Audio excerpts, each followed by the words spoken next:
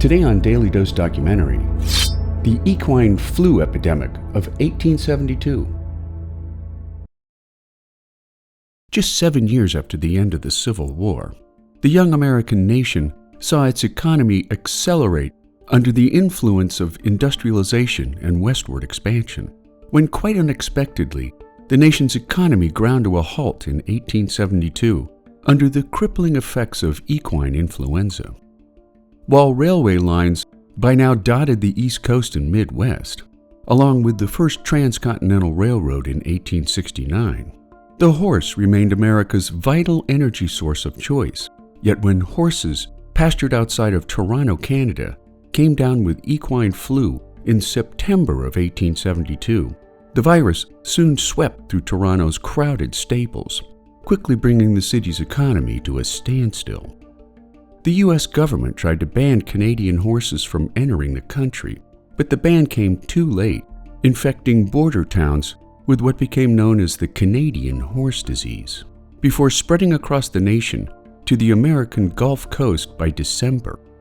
By early 1873, the outbreak had found its way to every major city on the West Coast, followed by Central and South America. For centuries, horses had provided a ready workforce for building and operating cities, yet when 75% of the nation's estimated 8 million horses took ill with the flu, virtually nothing worked without them, triggering a social and economic paralysis compared to what would happen today if gas pumps went dry or the electric grid went down, reminding Americans of the day just how important and overlooked horses were to the American economy and way of life.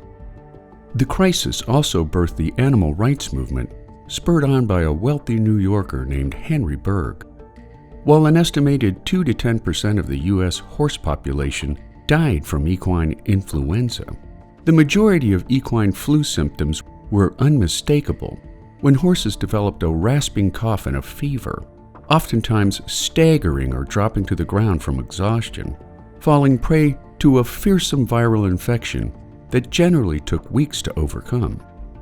In terms of the scope of the problem, the New York Times noted on October 30th of 1872 that there were probably 12,000 sick horses in New York and Brooklyn today, while in 1873, a governmental report from Missouri noted that the epizootic has attacked nearly every horse in the city.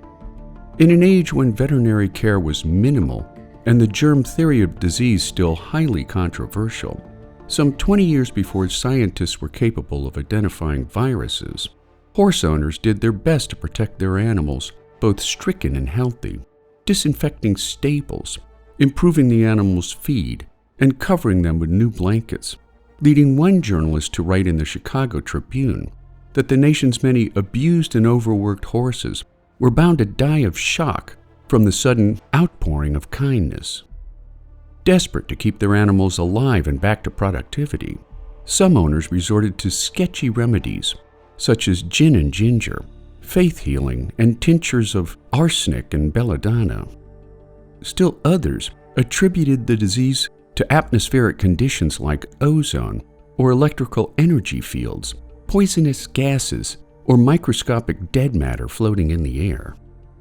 While veterinarians failed to form a consensus whether equine flu was even contagious, most horse owners knew that the best treatment regimen was rest, good care, and lack of work. Yet for many capitalists who relied on horses for their livelihood, many sick horses continued to work despite the debilitating nature of their illness, leading to a high number of dead horses in the streets of large cities and small towns alike. During the 19th century, many of the nation's overcrowded cities had suffered frequent epidemics of crippling infectious diseases, such as cholera, typhoid, typhus, dysentery, and yellow fever, leading many Americans to fear that the horse flu would jump to humans.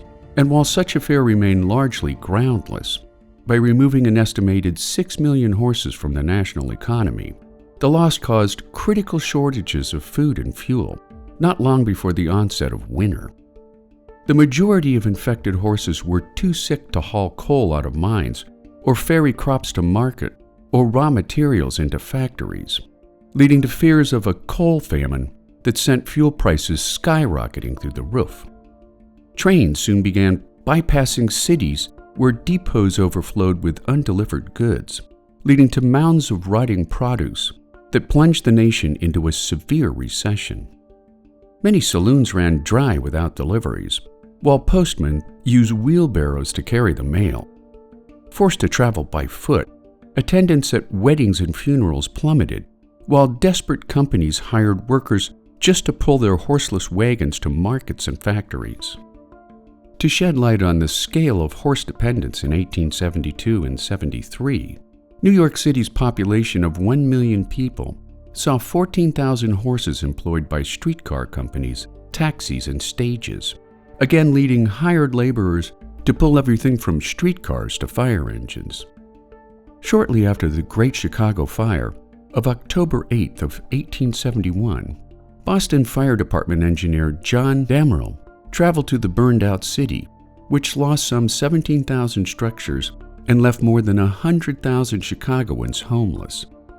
Fearing Boston could face the same catastrophic fate, Damerel's constant pressure on city leaders to fix some of Boston's glaring fire preparedness deficiencies, including the city's leaky old water mains, resulted in little forward response other than an investment in Boston's first fireboat.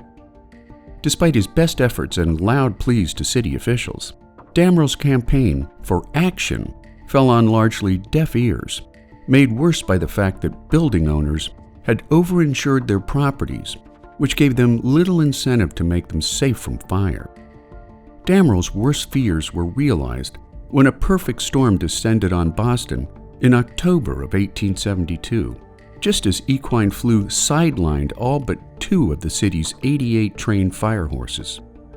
To fill the labor vacuum, Damerel hired 500 men to pull fire trucks to fires, and while later retrospective investigations found that the lack of horses only delayed firefighters' response by mere minutes, on November the 9th, at around 7 p.m., fire broke out in the basement of a dry goods store at the corner of Kingston and Summer Streets, racing through the wooden elevator shaft before engulfing clothing, hoop skirts, hosiery, and gloves on showroom floors. After the roof caught fire, onlookers stood idly by for 20 minutes before a fire alarm was sounded, thanks to the fact that the fire alarm boxes in the city center had been locked to prevent false alarms. After every Boston Fire Company had descended on the burning building by 7:45 that night, firefighters could do little to stop the spreading inferno due to low water pressure, watching helplessly as fire consumed the commercial district blocks at a time, consuming the Boston Globe building, the Herald, Shreve, Crump, Lowe, and Carter's Ink Company. Wind-driven backdrafts accelerated the intensity of the fire, made worse by exploding gas lines and popping streetlights that made the city glow with golden embers, a fire so bright that sailors could see the flames from the coast of Maine.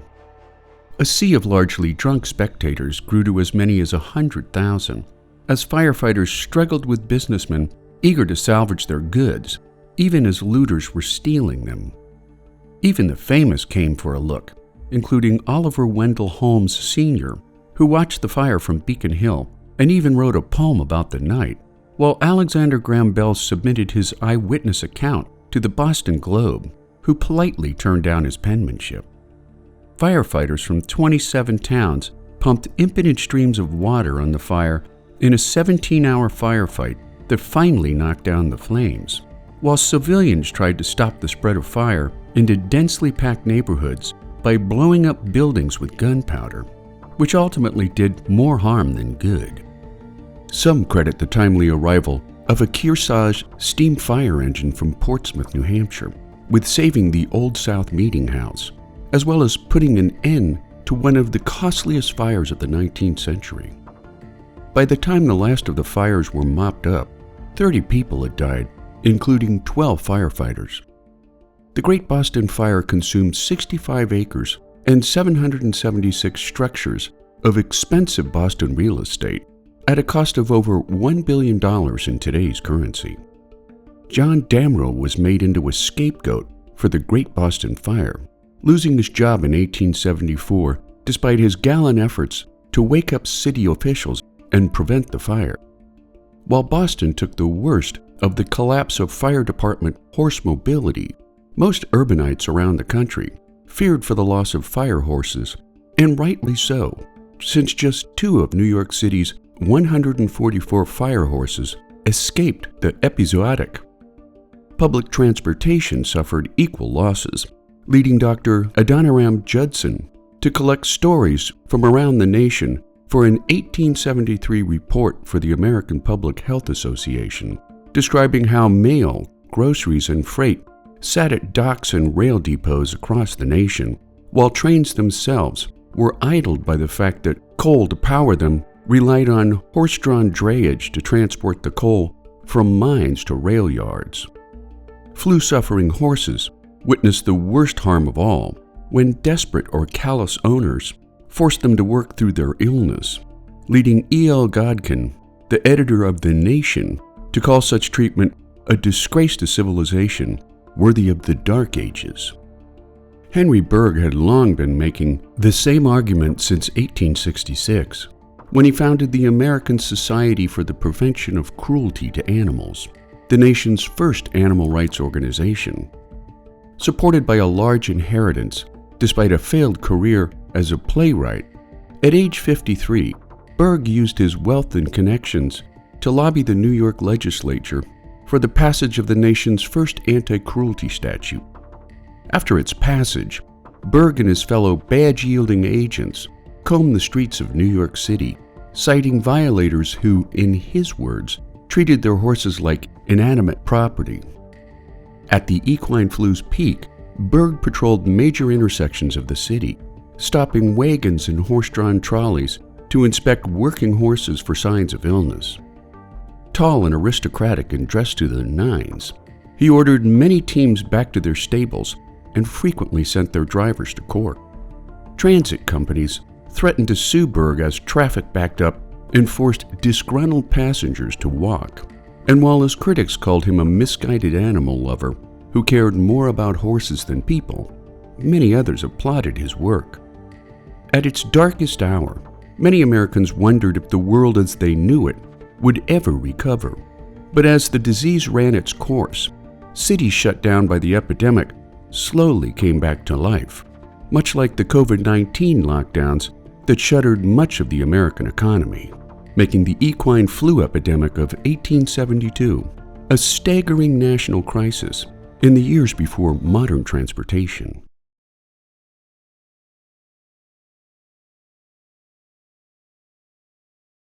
And there you have it, the equine flu epidemic of 1872, today on Daily Dose Documentary.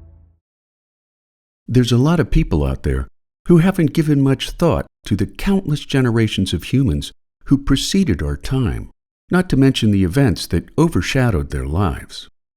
Our goal at Daily Dose Documentary is to change all that, at least for those interested in learning about the rich tapestry of human history. So join us for a two-sided voyage into the past, since the filmmakers have learned just as much as you will from their now 1,200 short and long-form films. Feel free to explore our catalog of films by topic and view only those subjects that interest you, so that you too can learn something new every day. And there you have it,